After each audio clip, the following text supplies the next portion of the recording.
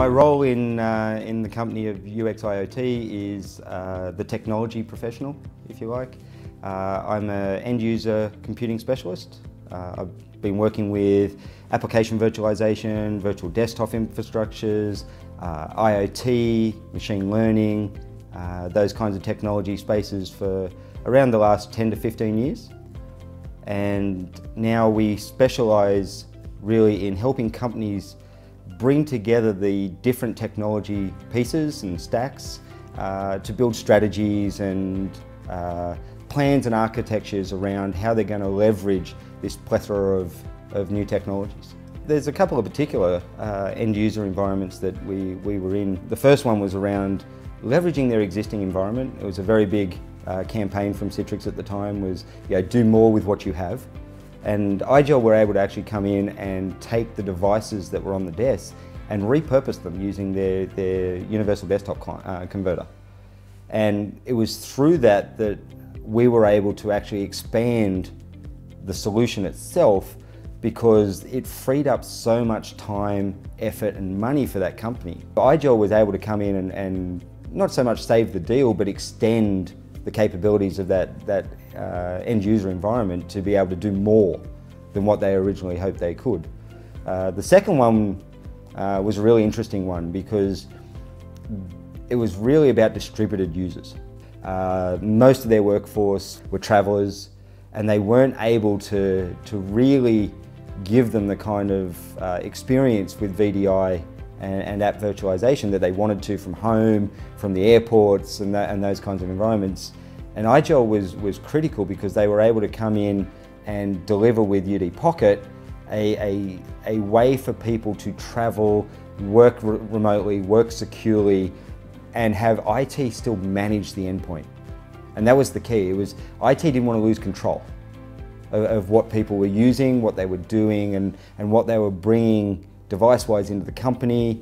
So the UD Pocket and giving the users access to that kind of technology, giving IT UMS, the management suite, really made the solution a complete solution then. It wasn't going to be a partial solution with some add-ons and pieces thrown in that were different to the overall solution we wanted to deliver.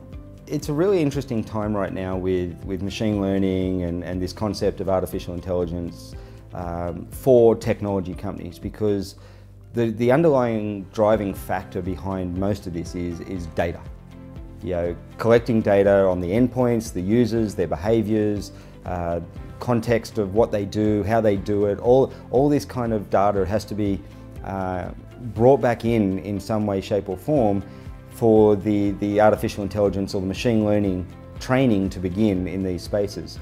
So with companies like IGEL and Citrix and Lakeside and a number of these organizations who have the data flowing through their software and their environments today, they're in a prime position for companies to do something really useful with that data, whether it's just simple automation of some tasks at the back end for IT, or whether it's in the end user world where you can do context awareness and user awareness in real time.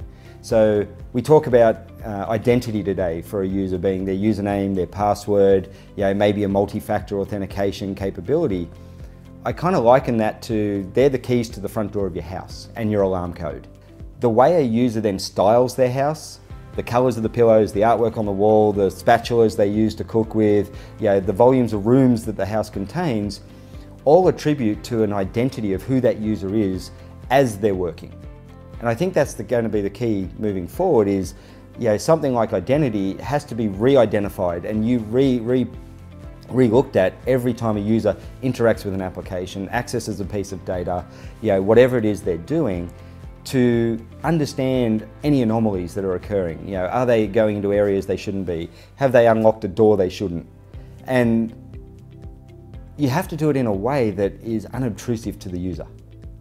Right? If you make a user re-authenticate on an SMS code 50,000 times during the day, they're not going to want to use the system. So it has to be context aware, it has to be user aware, it has to be real-time awareness of understanding who they are, the routines, the patterns and anomalies that can occur with it. And I see companies who manage the data that is attributed to those end users being in a key area where they can do something really, really cool with that.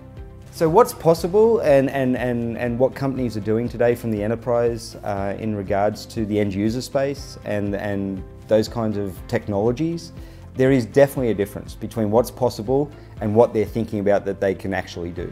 The what's possible is the interesting stuff, and everybody wants to know what's possible. They want to believe that they can move forward with all possibilities within an organisation. They want to believe they're agile enough, and the reality is that they're really still subject to a number of technologies that cannot simply move into that space of what's possible, because whether it be not cloud aware, or whether it's not agile enough as a technology when it was first built to migrate to different platforms and all these kinds of things, a lot of companies are still weighed down or anchored by those original technologies that they can't simply move away from. Some of them AIX, which doesn't bode well into cloud technologies, or AS400s and these kinds of things that are still running their businesses today and still making them their money. So there's definitely a divide there between what they believe they want to become and what is truly possible for them. The divide will shrink over time. I think a lot of companies, to make it in the next 10 years, 5 to 10 years in the end user computing, will have to change the way they think about these things. They'll have to run the risk and take the gamble to move away from those comfortable positions that they find themselves in, but do it in a way where they can leverage tried and tested technologies to help them do that.